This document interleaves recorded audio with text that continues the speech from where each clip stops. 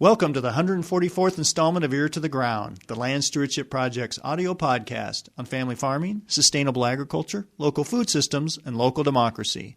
I'm Brian DeVore, editor of the Land Stewardship Letter. On a wintry Saturday in January 2014, over 225 people gathered in the southeast Minnesota community of Winona for the Land Stewardship Project's Citizens Frac Sand Summit. This day-long event provided an opportunity for citizens to address one of the region's most pressing environmental issues: the mining of silica sand for use in hydraulic fracturing of oil and gas reserves. It turns out southeast Minnesota and western Wisconsin have vast amounts of just the kind of silica sand the industry is looking for. During the past few years, western Wisconsin in particular has experienced a kind of gold rush as massive corporations work to strip mine as much sand as possible and ship it to oil and gas drilling operations in places like Pennsylvania and North Dakota. The result has been decimated landscapes. Entire hilltops have been removed, ruining farmland and eliminating the natural water purifying services sand can provide. In addition, frac sand processing facilities are producing air and water pollution. To top it off, rural roadways are being inundated with an unprecedented amount of truck traffic that's dangerous, polluting, and harmful to the transportation infrastructure of small communities. Now the frac sand industry has its eyes on southeast Minnesota and has in recent years used intimidation, government lobbying, and in some cases outright misinformation to get a foothold in the region. But citizens are fighting back. With the help of the Land Stewardship Project, several communities have established moratoriums on frac sand mining and processing while they develop planning and zoning regulations. In addition, LSP members and others have been organizing at the state capitol, where they are calling for strict regulations on frac sand activities, including an outright ban on the industry in southeast Minnesota's fragile karst region. The Frac Sand Citizens Summit brought together people to share strategy, learn from experts, and strengthen the movement to keep frac sand mining from destroying communities in southeast Minnesota and beyond. Featured speakers included citizens, local government experts, farmers, energy experts, and scientists who are doing cutting-edge research on the effects of silica sand exposure. This podcast is a third in a series of programs featuring excerpts of presentations from the summit. In this installment, Michael McCawley of the School of Public Health at West Virginia University discusses the health threats posed by the very small ultrafine particles produced by surface mining operations. McCawley is a leading national expert on ambient air quality monitoring and assessing risks to human health. What I'm going to talk about today are ultrafine particles. And this is different than PM10 and PM2.5. PM10 means particulate matter less than 10 micrometers. PM2.5 means particulate matter less than 2.5 micrometers. What I'm going to be talking about is PM.1. That's a tenth of a micrometer in size.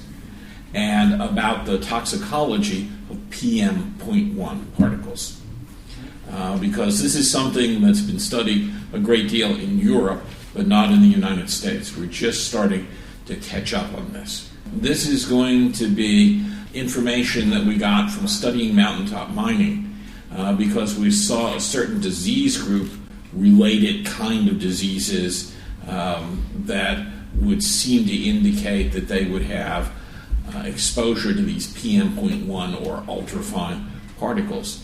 And to give away the end of the story, because I always like to read the end of the book first, what we found was, in fact, that the real delineator for health appears to be the exposure to these PM.1 particles, not the PM10, not the PM2.5.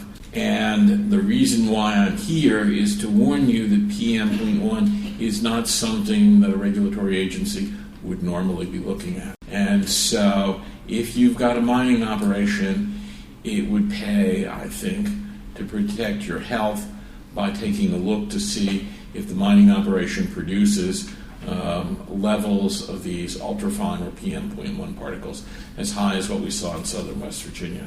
Because the health effects that we saw, which I'll detail in a moment, are pretty severe. And I'll also show you that there is a way of doing this kind of sampling, and in fact, the MPCA has some of the equipment that they can do this with, because they're doing a study for the EPA with that equipment right now. And in fact, the equipment itself is made in Minnesota. So what are the effects of ultrafine particles? Simply put, this is technical jargon, but simply put, In children, it will seem to either exacerbate or perhaps cause asthma.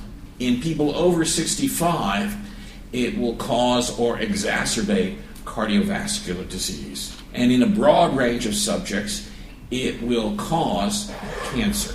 And so these are three different disease groups that are associated with ultrafine particles in the literature. And when we looked in southern West Virginia at the problems there and the health of the people, what we were seeing was cardiovascular disease, cancer, and pediatric asthma. So my immediate suspicion was that we ought to be monitoring for the ultrafine particles. Now, how small is 1/10 of a micrometer? Well, human hair is 100 micrometers in diameter. So it's 1,000 times bigger than 1/10 of a micrometer particle. And in fact, 1/10 of a micrometer particle is the upper end of the size that we're interested in. The lower end is about 1/10 to 1/100th of that. And in fact, we even have to change the name of the scale. We don't talk about them in terms of micrometers anymore. We now talk about them in terms of nanometers. And a nanometer is 1/1000th of a micrometer. So we were looking at 20 to 100 nanometer size particles. When you're talking about particles that small, you're not talking about much mass in the atmosphere either. And now PM10 and PM2.5 are usually measured by the amount of mass of dust of that size that's in the air. For particles that are smaller than half a micrometer and certainly smaller than 1/10 of a micrometer, probably the best way of monitoring is by the number of particles there, counting them out. So if one had, for instance, a group of different kinds of fruit, raisins and pumpkins, it would take a lot of raisins to weigh as much as a pumpkin. And what you're measuring with PM10 are pumpkins. You're measuring mass. But what we think is the health effect is due to the raisins and the number of raisins that are there. So we're going to talk in a different set of terms for the kind of metric we use. So we're going to talk about the number of particles per volume of air, particles per cubic centimeter of air, rather than micrograms or milligrams per cubic meter. And we're also going to talk about lung deposition, because a particle has to deposit in the lung to contribute a dose to the lung, or to the body for that matter, if it's inhaled. And you would think PM10 and PM2.5 are measures of dose. In other words, measures of how much deposits in the lung. They are not. Let me repeat that. PM10 and PM2.5 are not measures of what deposits in your lung. They are therefore not a measure of dose. So if you think you're being protected by them, you're not. That's plain toxicological fact that a lot of people actually aren't aware of. And I talk about this thing that I mentioned in a lot of my talks as the equivalent of kicking the EPA in the shins. Because the EPA came up with these definitions for PM10 and PM2.5. Of course, I've been on committees that have said, yes, go ahead and use that. In fact, my background is I have been a consultant to government. I have been a consultant to private industry. I have worked as a consultant, the Department of Energy, the Occupational Safety and Health Administration, and NASA. In fact, I just reviewed all of the toxicological information for developing a standard for exposure to lunar dust on the moon. So we get to do interesting things. But this is not a measure of dose when people talk about PM10 and PM2.5. PM10 is that upper line, and that is the collection efficiency of a monitor monitoring PM10 by particle size. So in other words, not all particles are collected with the same efficiency by this monitor. And the idea is to match that up with the collection efficiency of the lung, which is the lower line. Now, when my kids were little, there was Sesame Street on, and they'd have these things. Which one of these things is not like the other? Which one of those things is not like the other? The deposition curve in the bottom is the same, supposedly, as the sampling curve on the top. Do they look alike? Do they give you the same result? No. They can be off by as much as 600%, depending upon the size of the dust. Now, if the dust were always the same size everywhere all of the time, it wouldn't matter. But the dust is not always the same size all of the time everywhere. And so it does matter. And my friends at the EPA like to quote that they get this relationship with PM 2.5 over a small number of locations. Well, if you look only at a small number of locations, you can get a correlation with almost anything. And that's how they do it for the PM 2.5. It's not a measure of dose. So at least they should have something better than PM 10 and PM 2.5. But really my concern are those particles that are towards the left-hand side of that graph. The left-hand side of that graph is where we think much of the toxicity resides, in particles that are smaller than 1/10 of a micrometer. So we did this study in southern West Virginia of mountaintop mining.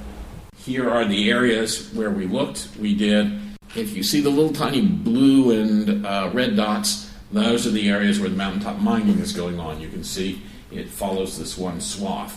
We had a control area outside of that swath that we compared for health effects, and we compared for the environmental levels. And what we found was that when we came down right there at the bottom to the total number of particles per cubic centimeter in the air, they were statistically higher in the area in which we found disease than they were in the control area.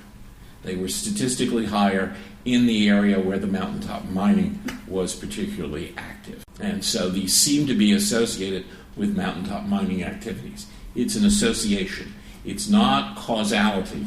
Let me stress that. As a scientist, I want to make sure you understand that correlation and causality are two different things. I tell my students that you can get a correlation between the number of butterflies in the air and the number of ice cream cones being eaten, because they're related to the same thing, the onset of hot weather.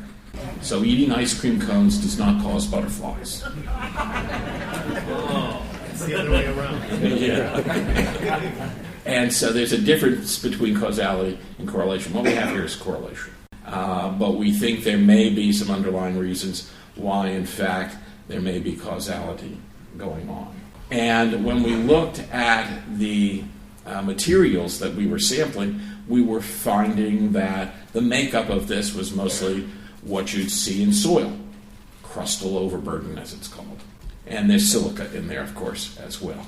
Now, I did a lot of work when I was with the government. I was with the National Institute for Occupational Safety and Health, which is part of the Centers for Disease Control and Prevention.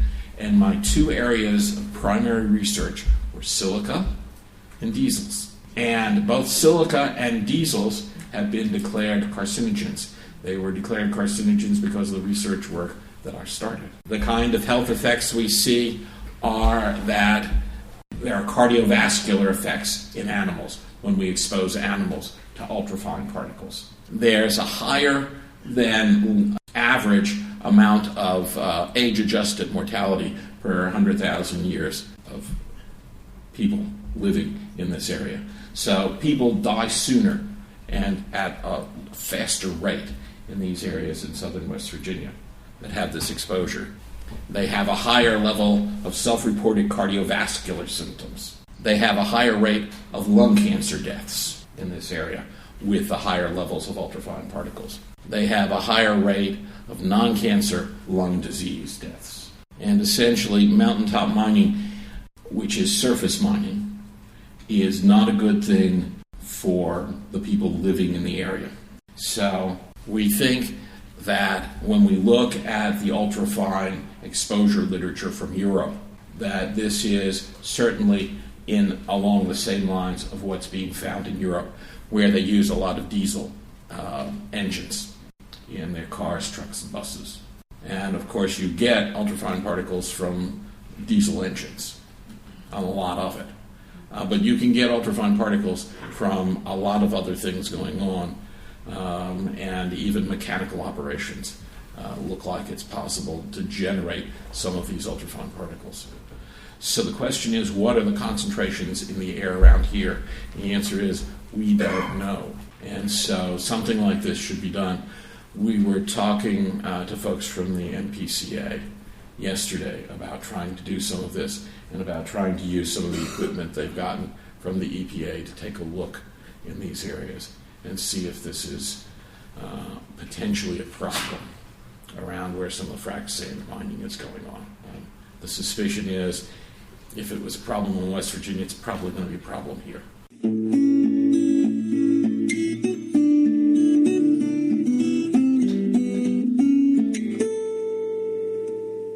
For more information on the Citizens Frac Sand Summit, see www.landstewardshipproject.org and follow the Organizing for Change links to the Report from the Citizens Frac Sand Summit page. There you will find a PDF copy of Professor McCawley's ultrafine particle exposure and surface mining presentation. If you have comments or suggestions about this podcast, contact Brian DeVore at bdevore@landstewardshipproject.org, or you could call 612-722-6377.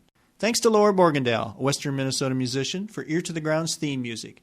And a special thank you to all of Land Stewardship Project's members who make initiatives such as this podcast possible. If you're not a member, visit landstewardshipproject.org to learn how you can support LSP. Thanks for listening.